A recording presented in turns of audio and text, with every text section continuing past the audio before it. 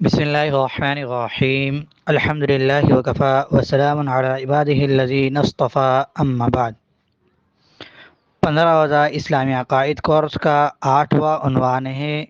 دینی معاملات میں عقل کا درجہ، کہ ہمارے دین میں عقل کو کیا اہمیت حاصل ہے، کہ دین میں انسانی عقل کی کتنا درجہ ہے، کہ اس دنیا میں عام انسان کو کتنی عقل دی ہے، جتنی بھی سمجھ دی ہے، اپنی عقل کی روشنی میں ہمارا دین اس کو کتنا اختیار دیتا ہے۔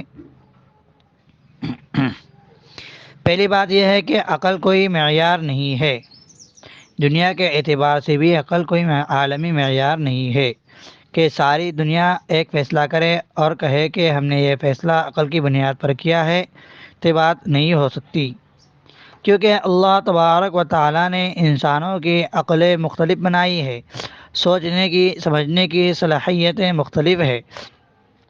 تو دنیا میں ایسا نہیں ہوتا کہ ایک فیصلہ ہوتا ہے عقل کی بنیاد پر اور ساری دنیا نے اس کو تسلیم کر لیا ہو۔ عقل کو عالمی معیار حاصل نہیں ہے،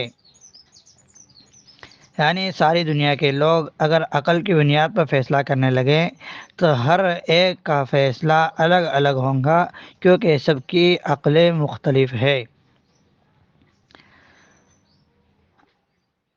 عالمی معیار رکھنے والا کوئی ضابطہ نہیں ہے عقل کے پاس کہ ساری دنیا اس کو مانے، اس لیے اللہ تبارک و تعالیٰ نے ایک عالمی ضابطہ جو ہے وہ وحی کی صورت میں اتارا ہے، جسے ساری انسانیت تسلیم کر سکتی ہے اور کوئی اختلاف نہیں ہوگا۔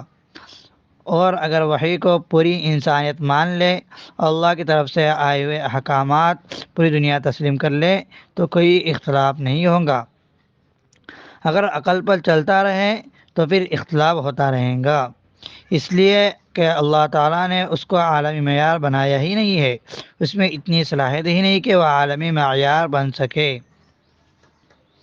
عقل میں کوئی بات اچھی لگے تو ہم اس کو دین کے معیار پر پرکھیں گے کہ یہ عقل صحیح رائے بھی دے سکتی ہے اور غلط بھی۔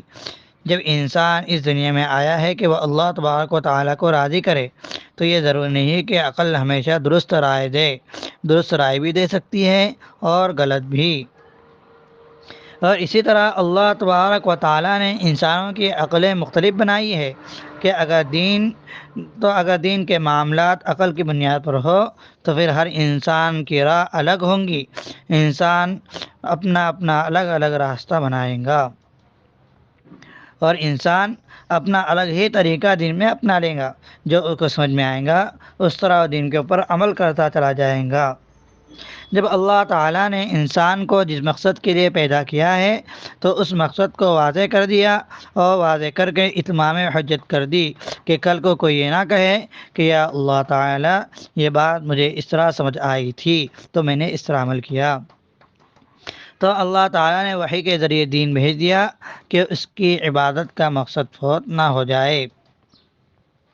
معاشی ضروریات بتانے کے لیے اللہ تعالیٰ نے کوئی نبی نہیں بھیجا کہ وہ لوگوں کو بتائے کہ ایسا کماؤ، ایسے نہ کماؤ، اس طرح کرو، اس طرح نہ کرو، ہماری ضروریات ایسے پوری ہوں گی۔ ہاں، اس کی حدود تو بیان کی ہے، یعنی جائز ہونا ناجائز ہونا اس کا تو بیان کیا ہے، کس طرح کر سکتے ہو بیان تو نبی نے کیا ہے، لیکن نبی اس مقصد کے لیے نہیں آئے، نبی آئے ہیں تو دین و شریعت کے لیے آئے ہیں۔ اور ہم بسا اوقات دیکھتے ہیں کہ انسان کی عقل خواہشات کے تابع ہو کر فیصلے کرتی ہے، یعنی وہ بات صحیح نہیں ہوں گی مگر انسان کو اس میں اپنا فاد معلوم ہوتا ہے، اگر تو کر گزرتا ہے۔ تو اگر عقل کے مطابق دین پر عمل ہو تو اس میں خواہشات غالب آ جائیں گی، جیسے بچہ اپنی کم عقل کی وجہ سے مفید فائدہ مند چیز کو مضر نقصان دہ سمجھتا ہے اور نقصان والی چیز کو فائدے والی چیز سمجھتا ہے، اسی طرح انسان بھی اپنی کم عقل کی وجہ سے دین میں مضر یعنی نقصان والی چیز کو مفید سمجھے گا۔ علماء نے اس کی مثال دی ہے سونے کے ترازو سے، کہ سونے کا ترازو ہے، سونا تولنے کے لیے ہے کہ اس کے اوپر سونا رکھ کے تولا جائے تو برابر تولے گا، لیکن سونے کے ترازو پر اگر لوہا لوکھن وغیرہ رکھ دیا جائے تو وہ ترازو ٹوٹ جائیں گا۔ تو اسی طرح عقل سوچنے اور سمجھنے کے لیے ہے، لیکن دین کے اندر سوچنے اور دین میں چلانے کا کام عقل کا نہیں ہے۔ اور علماء نے مثال دی ہے کہ وحی کی روشنی میں اللہ تبارک و تعالیٰ نے قرآن و حدیث کے ذریعے بیوی اور بہن میں فرق کیا ہے کہ بیوی سے نکاح جائز ہے، بہن سے نکاح جائز نہیں ہے۔ لیکن اگر عقل کی بنیاد پر فیصلہ ہو تو بیوی اور بہن کے اندر عقلی اعتبار سے کوئی فرق نظر نہیں آتا ہے۔ دونوں بھی عورتیں ہیں، دونوں بھی کھاتی پیتی ہے اور رہتی ہے۔